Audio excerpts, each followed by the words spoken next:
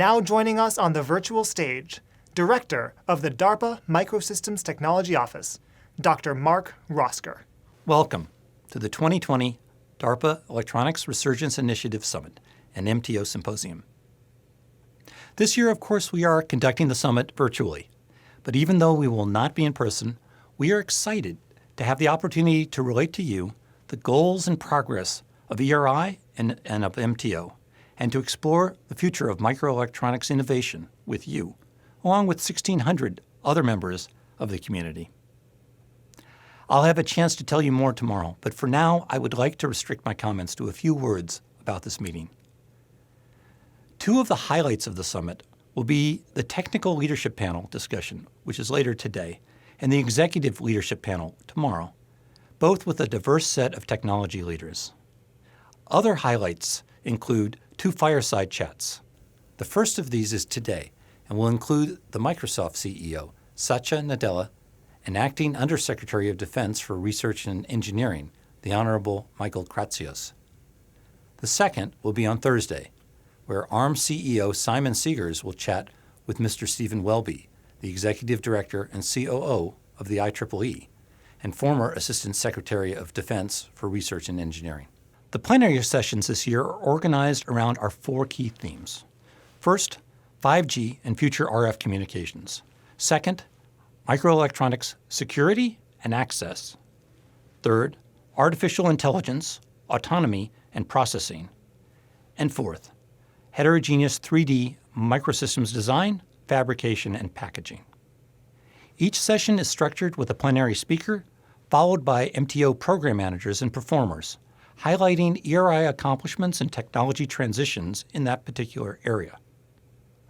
There is also an exhibit hall with various virtual posters and demos, as well as opportunities for discussion. And finally, there will be over a dozen workshops, each giving a lot more detail and content about our progress and future vision. We look forward to a great event and future partnerships with you as we work together to innovate the fourth wave of microelectronics. And now it is my great pleasure to introduce my boss, the Acting Director of DARPA, Dr. Peter Highnam. Thank you, Mark. High-performance computing systems for real-world applications have occupied much of my professional life, both commercial and for national security. Personally, DARPA was there for me, enabling a small university team to make chips with MOSIS, and later providing high-performance computers for AI in the early 1990s. Now, DARPA is working to ensure that the Department of Defense always has ready access to leading-edge, secure microelectronic devices. DARPA launched ERI in 2017, committing to spend $1.5 billion over 5 years. In 2020, we are at the midpoint with outstanding progress to report. Results so far include the first integration of photonics with state-of-the-art FPGA, the first 3D processor made in a domestic foundry, and 3 orders of magnitude performance per watt improvements in radar processing, and push-button open-source RTL to layout software. This couldn't be done without working with all of the major universities, leading-edge microelectronics companies, the DOE national labs, and the many companies, large and small, that make up the defense industrial base. And, of course, great support from the administration and the Congress, who recognized the urgency and importance of continuing to ensure that the Department of Defense always has ready access to the leading-edge, secure microelectronic devices. Now, it's my distinct pleasure to introduce the Honorable Michael Kratsios. In his White House role, he has long been an outstanding champion for U.S. technology today and for the industries of the future. We look forward to even closer collaboration in his new and additional role as the Acting Undersecretary of Defense for Research and Engineering. Thank you, Dr. Highnam, for that introduction. I am thrilled to be here for the third Electronics Resurgence Initiative Summit. As this audience knows, DARPA has played a unique role in advancing the semiconductor industry, both in funding groundbreaking research and in convening the community to collectively support U.S. technological leadership. The National Defense Strategy, issued by the Secretary of Defense in 2018, articulates that in this era of great power competition, we must supercharge our innovative capabilities in every way possible to maximize our economic and military dominance and promote peace and prosperity for all Americans. The semiconductor industry is at the root of our nation's economic strength, national security, and technological standing. And semiconductors influence many other industries of the future as well. The nation that leads in microelectronics development will determine the rules of the road for artificial intelligence, 5G, quantum computing, autonomous vehicles, and more. As a result, the Department of Defense has made microelectronics one of its highest priority technology efforts. American companies lead the world in semiconductor production, with 47% of the global market share, and the U.S. is indisputably ahead in semiconductor design and R&D. Even as semiconductor manufacturing has migrated overseas, the United States is one of only 3 countries currently capable of domestically manufacturing at the leading edge. But we cannot allow the continued attrition of our manufacturing base, nor can we imagine that just because we lead the pack in design today, that we will continue to do so in the future. To maintain its current leadership position, the United States commercial and national security sectors are forming meaningful partnerships that address shared challenges and needs in both the short and long terms. To meet immediate needs, the Department of Defense is focusing on enhancing security in the microelectronics supply chain. The department is moving towards a new quantifiable assurance strategy based on the zero trust principles found in cybersecurity that will allow us to quickly and safely build and deploy leading-edge electronics technologies. This is a departure from the previous model of security that severely limited our ability to work with leading-edge firms and demonstrates the department's forward-looking approach to promoting security. We are committed to a robust and secure supply chain that advances American innovation and keeps the American people safe. On the long-term horizon, we must ensure that the United States is developing technologies that are leaps and bounds ahead of other nations. It's not good enough for us to be on par with our competitors. America must develop the very best of circuit design, manufacturing, and packaging. ERI is critical to this long-term vision. Many of the initiative's investments are designed to advance the development of novel manufacturing capabilities and new architectures for chips that give our nation a strong competitive edge. The DoD is dedicated to maintaining and accelerating the nation's rapid pace of microelectronics innovation, one that keeps us ahead of our adversaries and of mounting technological challenges. I am encouraged that events like the ERI Summit are working towards these short and long-term goals, which can only be achieved by enhancing partnerships outside of government. I'm further encouraged by the tremendous participation of our defense industry and the commercial sector partners. Building and transitioning exciting technologies more rapidly than our adversaries will determine the winners and losers in our new competitive era. It's critical for the DoD and American industry to work together in meaningful partnerships to realize our shared leadership objective. I'm excited to be here to kick off the summit and look forward to the conversations to come. Thank you. Now joining Mr. Kratsios for a Fireside Chat, the CEO of Microsoft Corporation, Mr. Satya Nadella. Good afternoon. I'm so excited to be here with you, Satya, for this great conversation. ERI is obviously a huge event here for us at DARPA and Department of Defense, and we're so lucky to have you. I think one of the things that I kind of wanted to kind of start by kicking off on is this question of partnerships. It's absolutely critical for the U.S. government and the private sector to really lean in on partnerships to drive critical, breakthroughs generally in technology. So I'd love to get a sense from you on kind of what is your view on partnerships? What have you guys been doing at Microsoft, and what should we be thinking about here at the USG? First of all, Michael, it's a real pleasure to be with you. It's really an honor to participate in this particular event. You're absolutely right. I mean, if I look back, our entire industry, our own company all exists because of the approach that institutions like DARPA and the DoD took on how you created even the modern internet and all of what came after.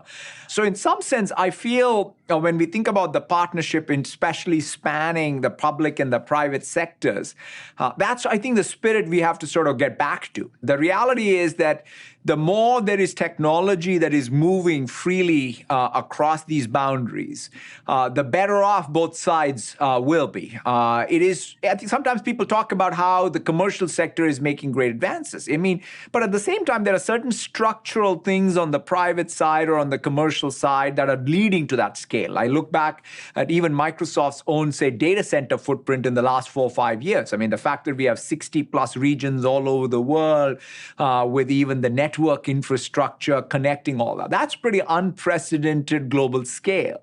But that doesn't mean we see everything that you all see and all of the hybrid computing requirements you have at the edge.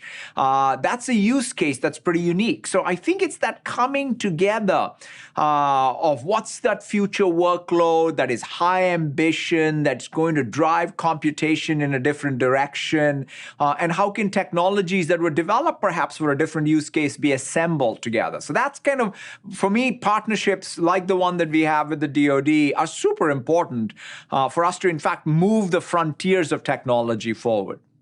No, that's a very good point. I think we constantly think about, it is almost imperative on us here at the DoD to make sure that whenever we're driving forward in any type of technology, that partnerships are such a core and key integral part of it. Shifting a little bit to the event here today, through ERI, what's important to realize is, we as a DoD have underscored. Really, we all know the importance of microelectronics to generally this theme of economic growth here in the United States. But it's also critically important for our military capabilities and also our national security. So can you maybe elaborate or give us a little bit of context or share your perspective on this intersection between microelectronics and the national security domain?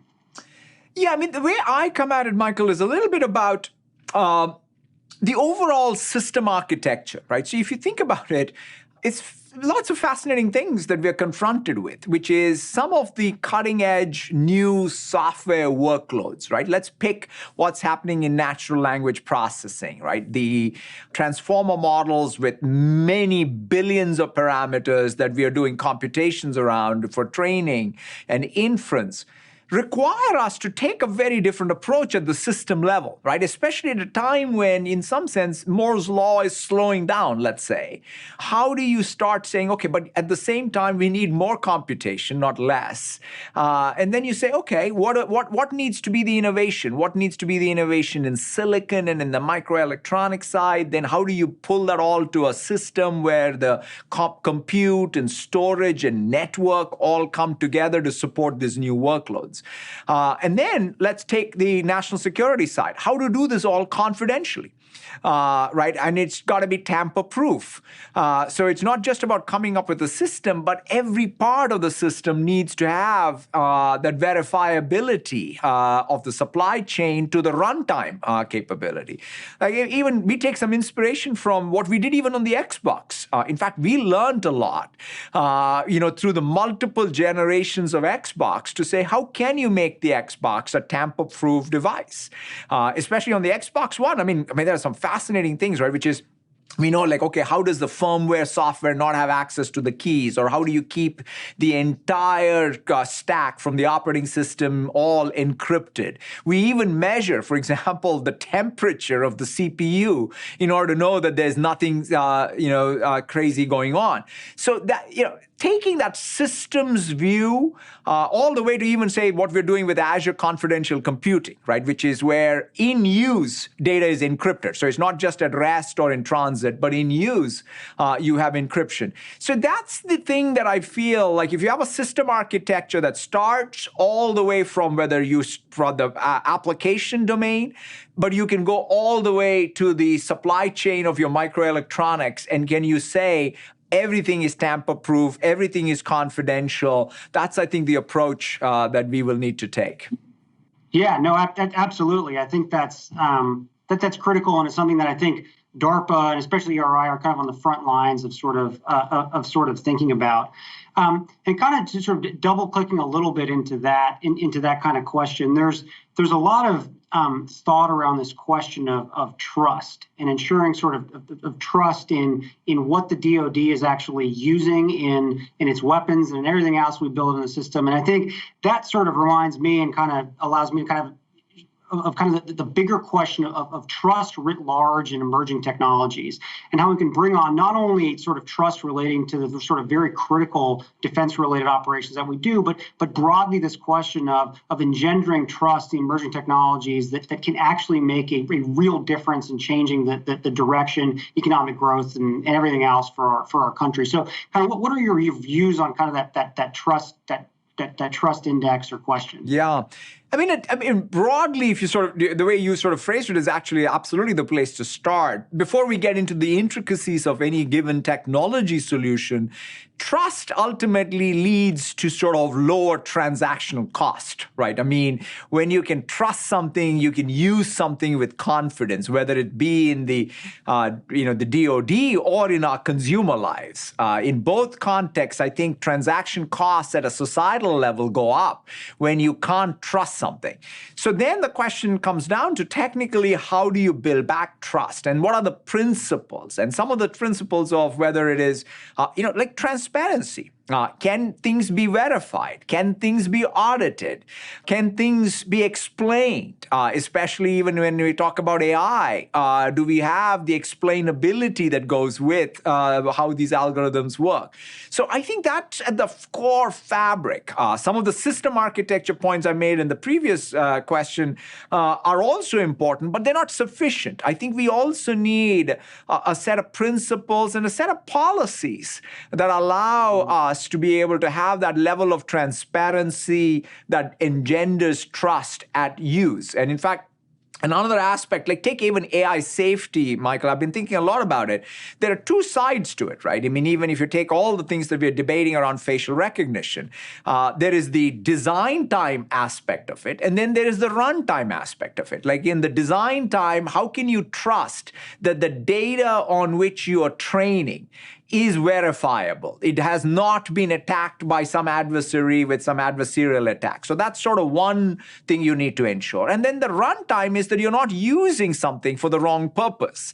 And so both of these are different considerations that both need to sort of have both sort of policies and engineering processes and design.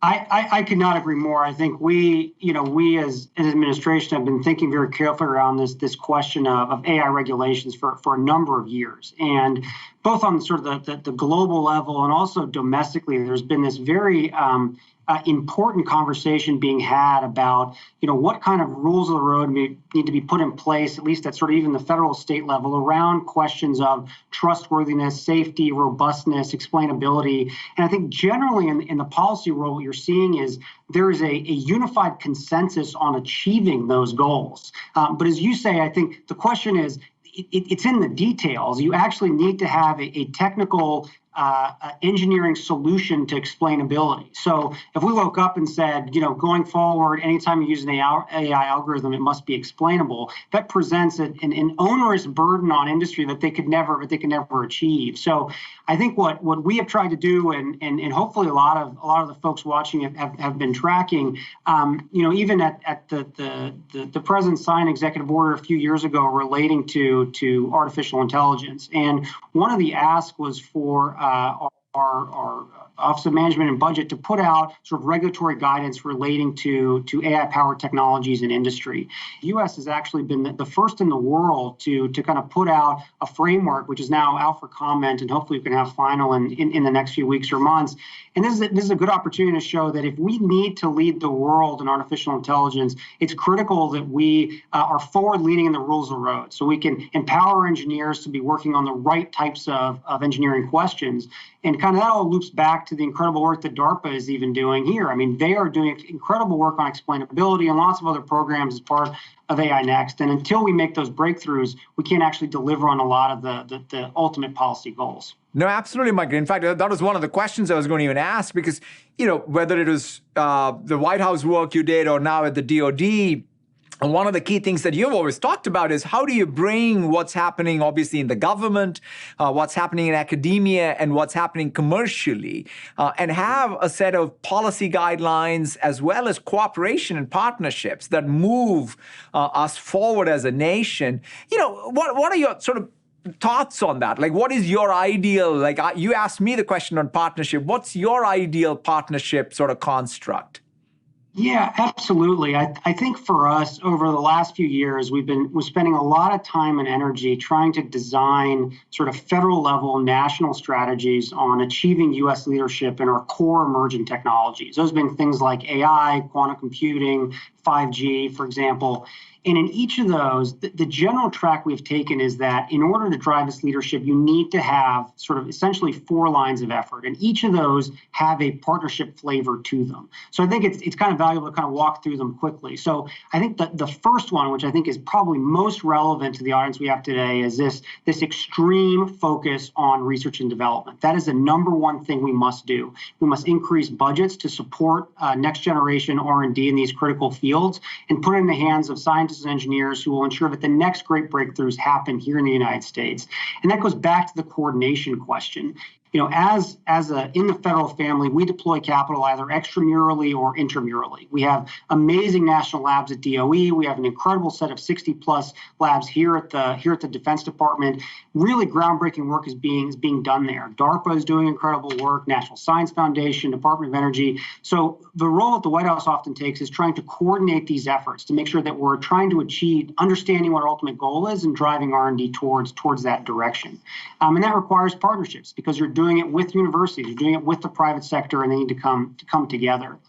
The second line of effort is always around workforce. And I know this is something you and I have talked about and you guys take so seriously. It's critical that we have a pipeline of American talent that can go in and be the next generation of researchers and scientists, whether it's our programs here at the DoD around grants and fellowships and scholarships towards folks focused on STEM, or supporting initiatives, Department of Education to do this. It's critical that we kind of build that pipeline. The third, which we touched on, is this regulatory question. We need to remove the barriers to innovation in these particular emerging technologies and create frameworks that can allow these technologies to succeed.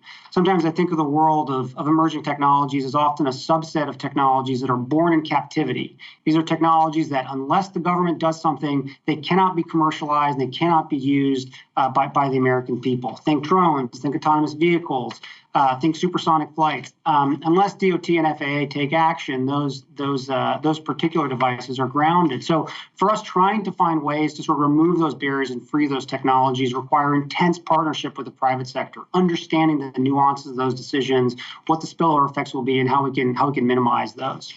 And the last is around international partnerships. And I think this goes back to what we were talking to about trust and about working with our allies.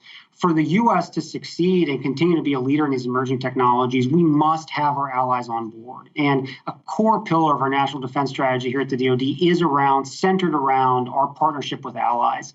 And as we work through our issues with artificial intelligence regulation, it's critical that our partners are on board that train as well. Having a different set of rules of the road for our allies and us is not a path forward for achieving leadership among democratic nations. So we're very keen on that. And I think like that framing of using kind of those lines of effort to pursue national objectives on emerging technology is a good way to go.